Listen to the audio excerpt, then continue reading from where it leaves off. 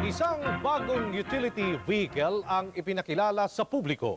Mula sa pinakamaliit na piyesa hanggang sa mga importanteng bahagi, masasabing nakalika po ang Pilipinas ng sasakyang tunay na 100% Filipino na export quality pa.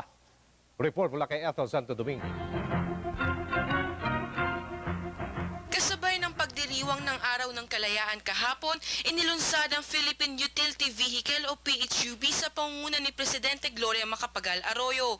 Ang PHUV ay kauna-unahang sasakyan na ginawa dito sa Pilipinas kung saan lahat ng vehicle parts ay mula sa bansa maliban lang sa engine at transmission nito. Ayon kay Motor Vehicle Manufacturer Association of the Philippine Director Pia Borromeo Mirasol, inabot sila ng mahigit 1 taon sa pagdidisenyo at paggawa ng naturang sasakyan. Dagdag pa ni Mirasol na ang PHUV ay pantapat sa mga imported na sasakyan, ngunit hindi kasing mahal dahil nagkakahalaga lang ito ng 350 to 400,000 pesos.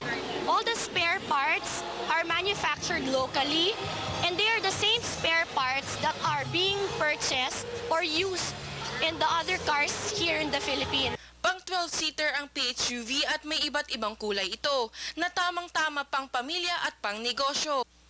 Ayon pa kay Mirasol, kadalasan daw puti ang kanilang minamanufacture dahil sa parang ito na ipapahayag ang kasimplehan ng mga Pinoy. Kahit ano, basta it inspires Philippine pride.